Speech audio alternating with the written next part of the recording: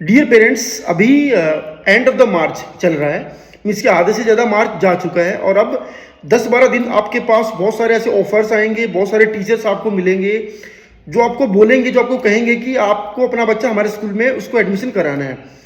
उसके बाद आपको बहुत सारी चीज़ें समझाई जाएंगी, आपको मैनिपुलेट करने की कोशिश भी करी जाएंगी, आपको तमाम वायदे भी की जाएंगे कि हमारी फीस ऐसी है, हमारे स्कूल में ये है वो है। ये सब चीज़ें आपको मिलेंगी और बहुत सारी चीज़ें आपको लुभाएंगी भी। बहुत सारी चीज़ें ऐसी भी होंगी जो जिनको सुन करके आपको लगेगा कि हाँ, ये स्कूल बहुत अच्छा है। और स्कूल आजकल बहुत सारे आप देखते हैं, आपके जहाँ पे आप रहते हैं उसके आसपास बहुत सारे स्कूल होते हैं। कुछ थोड़े छोटे स्कूल होते हैं, कुछ बहुत बड़े बड़े स्कूल भी होते हैं। लेकिन इस वीडियो में आपको बताने वाला हूँ पेरेंट्स कि आपको कुछ एक चीज़ें जिनके ऊपर बहुत ध्यान देने की ज़रूरत होती है कि अगर आप अपने बच्चे का एडमिशन किसी स्कूल में करा रहे हैं तो उससे पहले कुछ एक चीज़ें हैं जो आपको जान लेनी जरूरी है उस स्कूल के बारे में, उन टीचर्स के बारे में, उस संस्था के बारे में।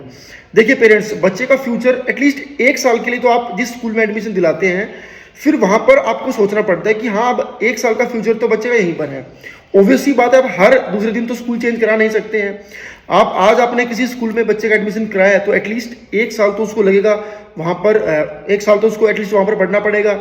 अब कुछ महीनों के बाद या कुछ दिनों के बाद आपको एहसास हो कि हमने जिस स्कूल में जो सोच करके बच्चे का एडमिशन करा दिया, ये स्कूल तो वैसा है ही नहीं। तो उस केस में पेरेंट्स को फील होता है कि बहुत हमें लूट लिया गया है, हमें ठगा गया है, या ये सब चीज़ें उनके दिमाग में आती हैं। तो वो चीज़ें ना आए तो वो इस वीडियो के अंदर आपको बताने वाला हूँ। देखिए पेरेंट्स, स्कूल जो है वो बिल्डिंग से नहीं होता है कि अगर आप कोई आपको आकर के बोले कि हमारे स्कूल की बिल्डिंग को विजिट करो, हमारी इतनी बड़ी बिल्डिंग है, इतने बड़े बड़े पार्क हैं। देखिए ये सब चीज़ें सेकेंडरी होती हैं। किसी भी स्कूल में प्राइमरी होता है पढ़ाई का माहौल। किसी भी स्कूल में सबसे मेन चीज़ होती है कि आपका बच्चा वहाँ पर अच्छा फील कर रहा है कि नहीं कर रहा है। अगर उस स्कूल में बहुत सारी सुविधाएं हैं, एसी है, बहुत बड़ी बड़ी बसेस हैं, बहुत सारे पार्क हैं, बहुत सारे लॉन्स हैं, बहुत सारे स्पोर्ट्स की एक्टिविटी हैं, हाँ, ये आपके बच्चे के डेवलपमेंट के लिए ज़रूरी है, ये बात आपकी सही है। लेकिन बच्चे का पूरा फ्यूचर जो है वो इन चीज़ों पर डिपेंड नहीं करता है। अगर कोई स्कूल आपको ऐसा मिलता है जिसके अंदर बहुत ज़्यादा फीस है, देखिए एसी लगवाना या बिल्डिंग में शीशे लगवा देना कोई बहुत बड़ी बात नहीं है, वो आपकी जेब से ही पैसे जाने हैं। जाहिर सी बात है, एक स्कूल आपके बच्चे की 1000 रुपये फीस लेता है, एक स्कूल आपके बच्चे से 4000 रुपये फीस लेता है। तो क्लास में अगर 30 बच्चे भी हैं तो हर महीने एक्स्ट्रा स्कूल को 90,000 बन रहे हैं। तो उसमें तो उस क्लास का एसी भी हो जाएगा, उस क्लास के लिए बहुत सारी एक्टिविटीज़ भी हो जाएंगी और उस क्लास के लिए सब कुछ हो ही जाएगा। और बाकी का पूरा साल तो फिर बच्चे जो है वो एक तरीके से बोनस है स्कूल के लिए। तो ऐसे बड़ा ज़रूरी है देख लेना कि क्या सिर्फ इन चीज़ों के बेसिस पर आप स्कूल में एडमिशन दिला रहे हैं। ये चीज़ें पेरेंट्स को लुभाने के लिए तो ठीक है, लेकिन बच्चे के फ्यूचर को इन चीज़ों जज करना, इन चीज़ों के ऊपर जजमेंट कर लेना कि हाँ स्कूल में ये सब चीज़ें हैं तो स्कूल बहुत शानदार होगा, ये आपकी बहुत बड़ी भूल हो सकती है। इस भूल का एहसास आपको बाद में होगा और बाद में शायद फिर बहुत लेट हो जाएगा, क्योंकि बच्चे को बार बार स्कूल चेंज कराना बहुत अजीब सा लगता है। बच्चे के लिए तो बहुत अजीब होता है क्योंकि टीचर्स है जिनके साथ उसकी बॉन्डिंग होती है, फिर आप उसको वहाँ से कुछ सुविधाओं के चलते हटवा देते हैं। तो ये चीज़ें आगे चल करके बच्चे के लिए बहुत ख़राब हो सकती हैं। फीस तो देखिए पेरेंट्स आपको हर स्कूल में देनी है। इवन यहाँ पर सोचने वाली बात ये है कि जो बड़ी क्लासेज है, खासतौर पर 6 से ऊपर की जो क्लासेज हैं, उसमें अगर हम देखें तो मोस्टली स्कूल्स में जो सिलेबस है वो सेम सा रहता है, जो कॉन्सेप्ट है वो सेम से रहते हैं। ऐसे में कोई स्कूल आपको वही चीज़ें 5-10 हज़ार रुपये लेकर के सिखा रहा है, कोई स्कूल आपको 1000-1200 में सिखा रहा है आपके बच्चे के लिए। तो वो चीज़ें आपको भी देखनी है कि बजट फ्रेंडली स्कूल भी होना चाहिए। मिस के सिर्फ ये नहीं कि बच्चे के दिखावे के चक्कर में आपने हज़ारों रुपये फीस जो है वो वहाँ पर बर्बाद कर दी। क्योंकि बाद में जब किसी कॉम्पिटिटिव एग्जाम बच्चा बैठेगा, किसी बोर्ड एग्जाम में बैठेगा, तो वहाँ पर ये चीज़ मैटर करती ही नहीं है कि बच्चा कहाँ से पढ़ करके आया। आपका बच्चा भी शायद उसी स्कूल में पेपर दे रहा होगा और किसी दूसरे स्कूल का बच्चा भी वहीं पर पेपर दे रहा होगा।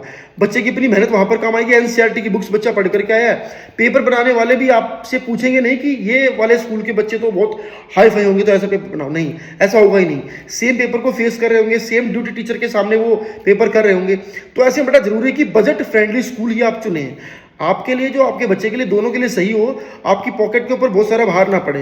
हाँ, अगर आपको लगता है कि आपके बहुत सारा पैसा आपके दिखावे के ऊपर पैसा खर्च करना है तो वो बात तो अलग है। लेकिन एक मिडिल क्लास फैमिली जो प्राइवेट जॉब करती है, जिसके पास लिमिटेड इनकम के सोर्स हैं, उनके लिए बहुत ज़रूरी है कि बच्चे का स्कूल जो उनके लिए बजट फ्रेंडली हो। अगली चीज़ आती है कि पेरेंट्स के साथ जो टीचर्स हैं उनका कम्युनिकेशन। क्या एक स्कूल आपने ऐसा चुन लिया है जो बार बार आपके बच्चे को या आपको ये समझाते रहते हैं कि इसका ट्यूशन लगवा लो, इसके लिए वो कोचिंग करा लो, इसके लिए वो करा लो, बच्चा तो घर में पढ़ता ही नहीं है। अगर ऐसा हो रहा है तो फिर आपकी फीस केवल आपसे लूट ली जा रही है। आपको स्कूल वो चुनना है जो आपके साथ कोऑर्डिनेट करे, जो आपके बच्चे की प्रॉब्लम्स को समझे, उसकी कमजोरी को दूर करने की कोशिश करे, एटलीस्ट कोशिश करे। ठीक है, तो बहुत जरूरी है ये चीजें कि आप इस बात को जान ले कि स्कूल का आपके साथ कोऑर्डिनेशन कैसा है। अगर वो सही नहीं है, वो हर चीज आपके ऊपर ही थोप देना चाहते हैं, तो फिर बहुत खराब आपके साथ, आपके बच्चे के साथ जो है वो होने वाला है।